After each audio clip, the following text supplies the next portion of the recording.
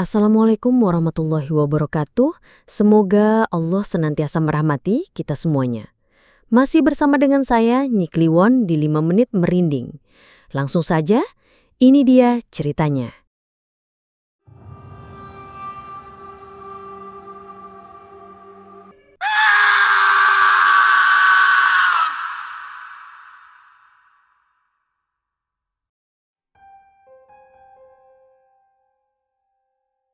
Sesuatu yang menatap balik. Bagi penduduk Dusun Cibitung, nama-nama di dalamnya mungkin telah disamarkan, tetapi lukanya tetap nyata.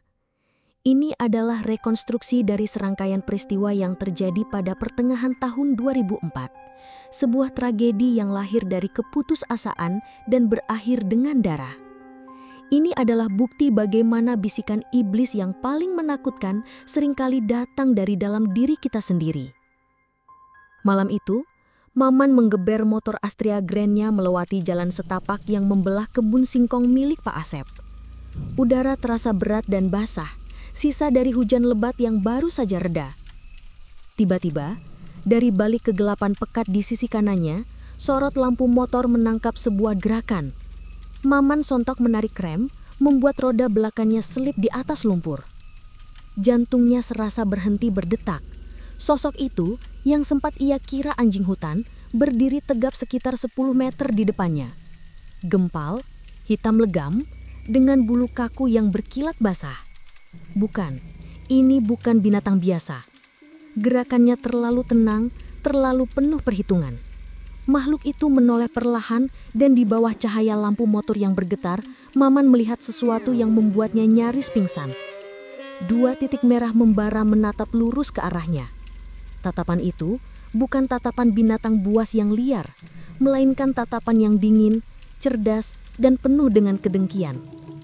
Setelah beberapa detik yang terasa seperti selamanya, makhluk itu tiba-tiba berbalik dan melesat ke dalam kegelapan, meninggalkan Maman yang gemetar hebat di tengah keheningan yang mencekam. Di rumah bilik di ujung dusun, Karsan menatap wajah Santi, putri sematawayangnya yang berusia 7 tahun, yang tertidur pulas dengan perut yang tak terisi penuh. Di sampingnya, istrinya, Iyoh, pura-pura tertidur, namun Karsan bisa mendengar isak tangisnya yang tertahan. Sudah seminggu ini mereka hanya makan singkong rebus dari kebun tetangga. Harga dirinya sebagai seorang suami dan ayah terasa hancur berkeping-keping. Siang harinya, drama itu memuncak. Pak Udin, sahabat Karsan sejak kecil, datang membawakan setengah liter beras. "San, ini buat Santi, jangan sungkan," katanya tulus. Namun, Karsan menolaknya dengan kasar. "Aku masih bisa cari makan sendiri, Din," bentaknya.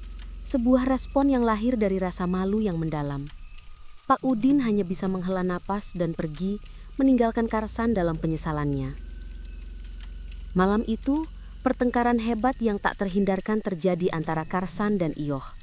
Di tengah cahaya remang lampu teplok, Karsan mengutarakan niat gilanya, sebuah jalan pintas yang ia dengar dari seorang kenalan di kota.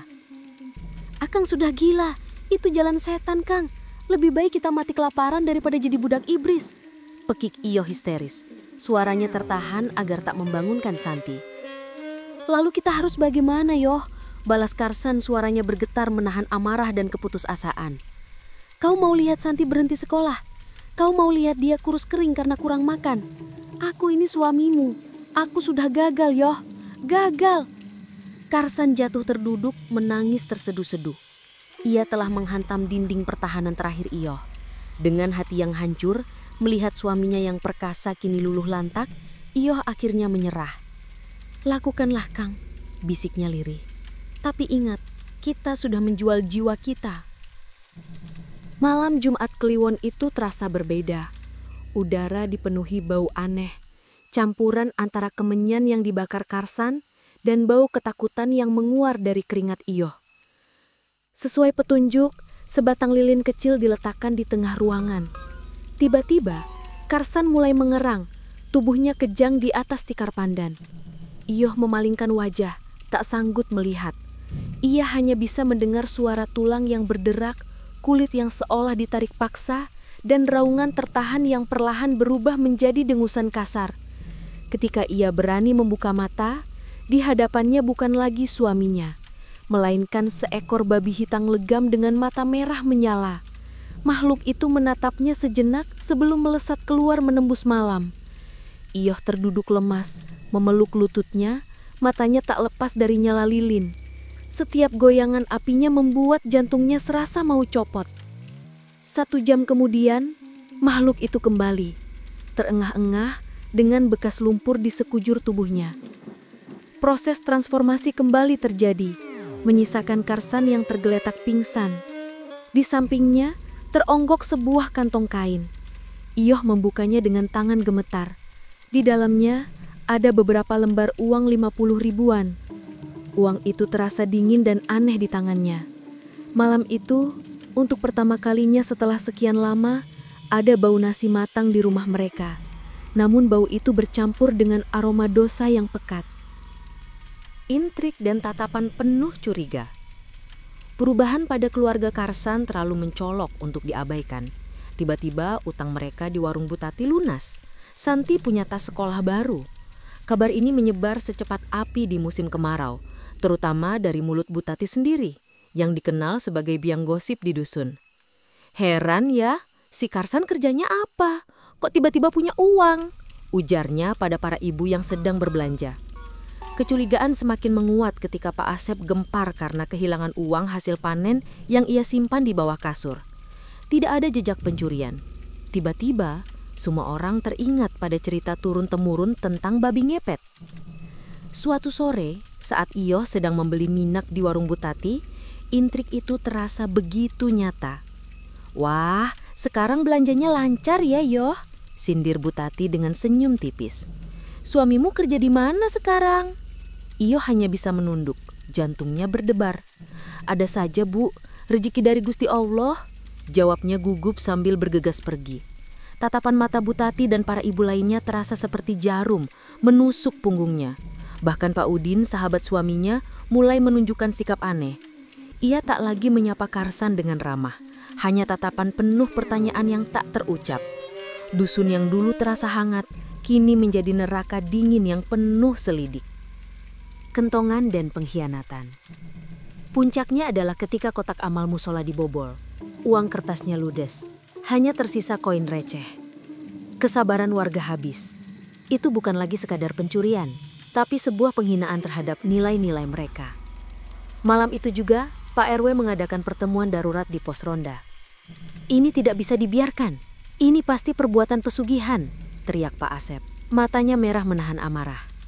"Sudah jelas Pak RW, siapa lagi yang di dusun ini hidupnya tiba-tiba berubah kalau bukan keluarga Karsan?" timpal Butati, mengompori suasana.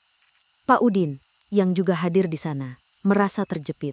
Di satu sisi, Karsan adalah sahabatnya. Di sisi lain, bukti-bukti tidak langsung seolah menunjuk ke arahnya. Ia teringat penolakan kasar Karsan tempo hari, sikapnya yang tertutup dan perubahan hidupnya yang janggal. Dengan berat hati, didorong oleh tekanan massa dan rasa tanggung jawab pada keamanan dusun, Pak Udin akhirnya mengangguk setuju pada usul untuk melakukan pengepungan. Sebuah anggukan yang akan menghantuinya seumur hidup. Di rumahnya, Iyoh merasakan firasat paling buruk dalam hidupnya. Lilin di hadapannya berkelip-kelip liar. Tiba-tiba, dari luar terdengar suara kentongan yang dipukul bertalu-talu, disusul teriakan puluhan orang. "Kepung, jangan sampai lolos!" Api lilin itu tiba-tiba menyusut, nyaris padam. Iyoh menjerit tertahan, berusaha melindunginya dengan tubuhnya. Namun ia tahu, semuanya sudah terlambat. Malam itu, dusun Cibitung berubah menjadi arena perburuan. Obor menyala di mana-mana. Sosok babi hitam itu berlari panik, tak tentu arah. Ia tak lagi mengincar rumah. Ia hanya berusaha menyelamatkan nyawanya. Pengejaran berakhir di sebuah gang buntu di belakang rumah Pak RW. Terpojok, makhluk itu hanya bisa mendengus ketakutan saat puluhan warga mengepungnya dengan mata menyala penuh amarah. Pukulan pertama dari Pak Asep mendarat telak di punggungnya, disusul oleh hentaman-hentaman lainnya. Di tengah kerumunan itu, Pak Udin hanya bisa mematung. Saat makhluk itu terjatuh dan menatap ke arahnya, ia bersumpah melihat sorot mata Karsan di sana. Sorot mata yang penuh rasa sakit dan pengkhianatan. Didorong oleh amarah buta, seorang pemuda mengayunkan balok kayu besar tepat ke kepala makhluk itu. Suara retak yang mengerikan terdengar, mengakhiri segalanya. Kerumunan bersorak, namun sorakan itu mati seketika. Di bawah cahaya obor yang bergoyang, mereka menyaksikan pemandangan paling horor dalam hidup mereka. Tubuh babi itu kejang, lalu perlahan wujudnya berubah.